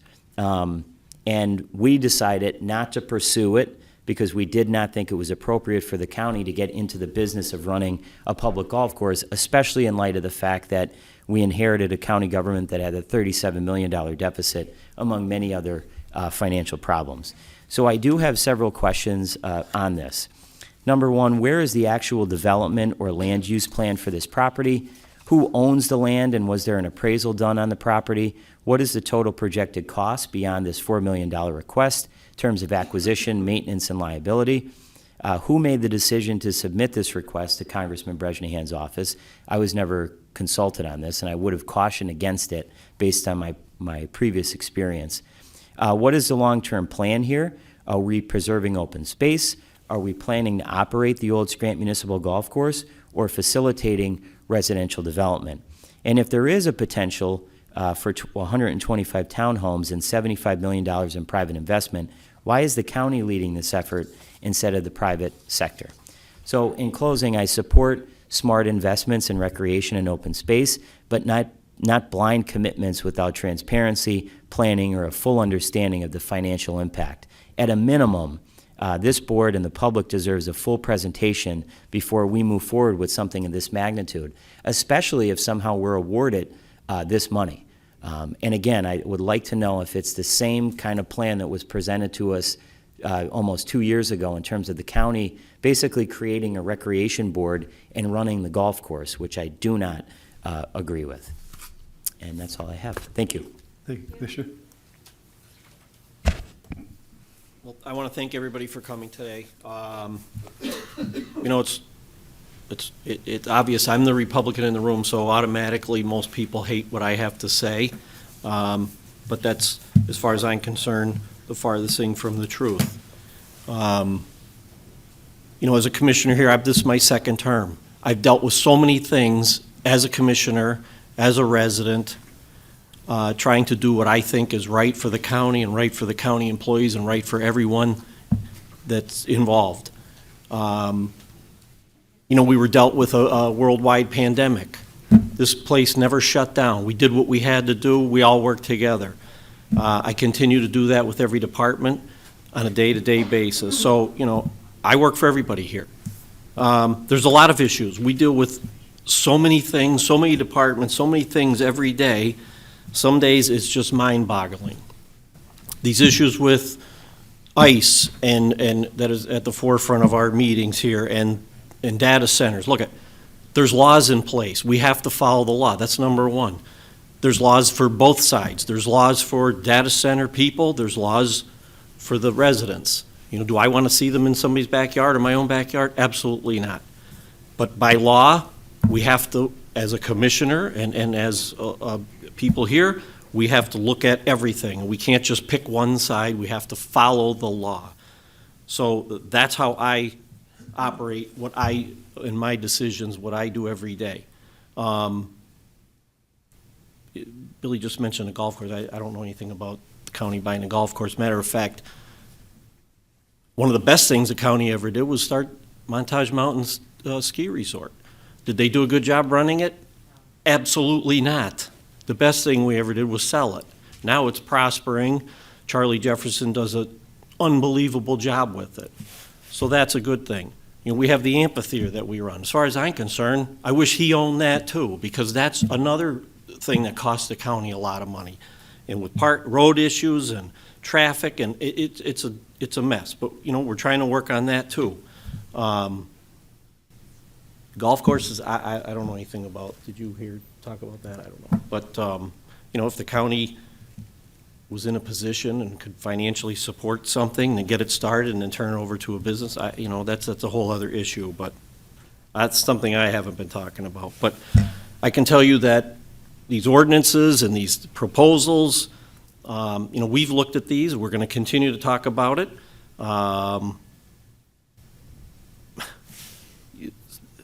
First of all, as far as I'm concerned, and with the discussions with the attorneys, that the ordinance is really, it has no enforcement provision. So, you know, I don't know. We have to discuss it. We have to look at it, and we'll make the best decision that we possibly can, and do what we think is right and what's legal. Same thing with data centers. Again, you know, do I want them in somebody's yard up in their backyard in Archibald? Absolutely, I do not. But if the law states that they can be somewhere and these developers follow the law and put them in an industrial area or something where they could do what they want to do, then how can we stop them? That's not for me to make that decision. As far as water usage, you know, I've had some discussions. I think what the county needs to do is hire Chet Murley. Chet Murley is a resident from Peckville. He's from the water company. He's an engineer. He's a knowledgeable person. He's on our planning commission. He knows rules, regulations. He knows all about, more about data centers than I'll ever know. I think he'd be an asset for this board to use as a consultant to see where we are with these things and what decisions we should be making and what's right, what's wrong. I mean, that's, I refer to the experts, so that's my 2 cents on that. But we'll continue to talk about the memorandum that came out from Attorney Walker. We'll talk about the possibility of an ordinance or policies and procedures to put in place. I mean, we have to protect not only the residents of Lackawanna County, we have to protect the employees here in the building. So, you know, it's not just a simple thing. And I can't put laws in place just on the basis of morality. Like, what's moral, what's not moral. Like, that's not my decision. So, you know, you guys can come up and appreciate everything you say. Everybody's entitled to their opinion, and so am I. And we will follow the law, and we will have discussions, and we'll make the appropriate decisions. Thank you. It's 11:55. I'll be as brief as possible, and we'll continue the meeting. We can continue it until our next meeting and join the meeting maybe start the meeting early and continue the meeting at that time, or in the next week we can reschedule and continue hearing public comments. Commissioners have any? Can I just make a recommendation? It's only 12 o'clock now. I think the prison board meetings. I haven't made my comments also. No, I know that, but I mean, if we have enough time, how many people are left that want to speak? If you raise your hand. Two. So I mean, I don't know what you want to do. You're the chairman, but Make your comments, and we'll see where we are. All right, yeah, if we can get it in, but we do have to get over, we have to have respect for the other people that are judges and the district attorney and the other people that are waiting for this advertised meeting that starts at 12:30, and we have to get over to the prison in order to do that. I'll be as brief as possible. The last 4 days I spent down in Harrisburg at a County Commissioners of Pennsylvania conference, and at that conference they did go over a lot of different things, including, while they didn't go over the ICE issues very much by the counties that were there, they did go over housing issues and the importance of creating legislation that provides for funding and support and tax breaks for greater housing opportunities for people. They also spent quite a bit of time on the need for modification in our tax structure to allow for more funding to counties in particular. Right now, the only funding pretty much the counties get in taxation is the property taxes. So looking at other things, and also the possibility of changing the property tax structure to allow for more consideration to seniors and low-income people. And they also spent quite some time on data centers, and there was quite a bit on that. And Penn State Extension has been going around the state doing briefings, hearings on this with experts from Penn State itself as well as some other industries. We talked to them about doing a public hearing, public meeting here that they would host, and we hope to be able to announce that in the near future. And it's nice because they have advocates for all sides considered, including people from technology and a lot of people that express the same concerns that you express here that we would have at that meeting. I guess that's all for now, but also I'd just like to take a moment to make note of something very positive, and that is today is National Small Business Development Center Day. And we have here in our own community the University of Scranton Small Business Development Center, which is just an incredible organization that offers free support to so many businesses and has been responsible for the startup and success of so many businesses. And I'd like to salute, we all would like to salute and thank the University of Scranton Small Business Development Center for the work that they do, and also share to the public, and we will be sharing this on our website and on our Facebook page, more information on the services available through the Small Business Development Center, and congratulations to them. And I'm sorry to take up that time, if you would continue public comment. Good morning. I'll be brief, but don't worry, I've lived in Los Angeles. I'm confident that you can make the 2 miles to the jail in less than 10 minutes. Oh, we can park there. Hey. My name is David James Baker. I'm from Scranton, moved back to the area in 2017. I'd like to speak a little bit about the banality of evil. First of all, Commissioner Chermak, you made a comment about us not making laws on morality. If that were the case, then we would all be smoking weed and going to prostitutes. Second of all, for Commissioner Welby, heads down and mouths shut? Really? Really? Are you trying to get reelected at some point? Your indecisiveness with regard to moving forward with the Protect Our Neighbors Act is disappointing and unnecessarily putting people in danger.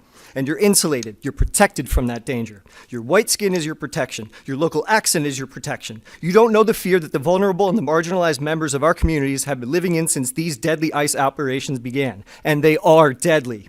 Last year, over 30 people died in ICE custody, the deadliest year in 2 decades. At least 12 have died so far this year. The most recent death was this past weekend. An Afghan immigrant who previously worked with the United States military in Afghanistan and later sought asylum in the United States died over the weekend in ICE custody, less than 24 hours after being detained in Texas. He was living in a Dallas suburb with his wife and 6 children while his asylum case remained pending. Pending. Not denied, pending. His arrest by federal agents outside his apartment on Friday morning while taking his children to school. Dead by Saturday. Some ICE bureaucrat was ultimately the man's judge, jury, and executioner, just following orders. The banality of evil. A 2025 investigation by Senator John Ossoff highlighted 85 credible cases of medical neglect, and as of January 2026, reports suggest that a surge in detained population, now over 73,000, has correlated with the failure of ICE to pay outside medical providers. Reports suggest ICE has not paid third-party medical providers since October 3rd, 2025. This is now a structural barrier to care, causing hospitals and specialists to refuse care for detainees. ICE detention standards officially require comprehensive health screening within 14 days of arrival. However, investigations and lawsuits indicate that essential care, particularly for chronic conditions, post-operative care, and urgent illness, is often delayed well beyond this or denied entirely. Medical professionals working in detention centers have reported chaotic screenings and life-threatening delays, with some investigations finding that a large percentage of deaths in the custody were preventable. Preventable death. Preventable death at the hands of our government. Our own government. Do you wish to be part of that thoughtless evil? To be a cog in the machine that lets ICE goose step unchecked across our county? Listen to the stories. Listen to the pleas. The voices begging for your help. Begging for safety. Begging for safety from our own government, Commissioner Chermak. Make the intercommissional debate over the Act's language public. Don't hide. Hold meetings for public comment in the evening so that more may attend and more voices heard. Adopt Protect Our Neighbors Act as policy. Thank you. Thank you. Maria Johnson, 30 Yale Hill resident. Thank you, Commissioners. What I had to say has been driven out of my mind by the extraordinary statement that, oh, law lives in a separate world from morality and good and evil. I just don't know what to do with that. You might want to check out the recent report by VDEM, which is the world's largest global watchdog on democracy, which says that America, they've got like 49 different data points. They have 4,200 researchers over the world. America's descending to autocracy at a faster rate than Hungary or Turkey. Staggering, because people roll over and give up. People have spoken eloquently about the question of morality, which apparently has nothing to do with the law, but I just don't even know. Commissioner Gaughan's proposed bill stays within the law. It says, keep the law. Expect people in the county to keep the law. It's not advocating rebellion in any sense. It's saying when people are in the county, they keep the law. You've got to provide properly signed judicial warrants to arrest people. It's entirely legal. It's very modest. It's common sense. It's kind of staggering we even need a bill to say, let's expect federal agents in the county to keep the law. Shouldn't we be able to take that for granted? Apparently we can't at present, but here we should, if we need to say it, then we need to say it. So please, let us bring the bill for vote, bring the bill for discussion, bring the bill for vote. This is a very important thing we need to do. Thank you. Thank you. Motion to adjourn. Second.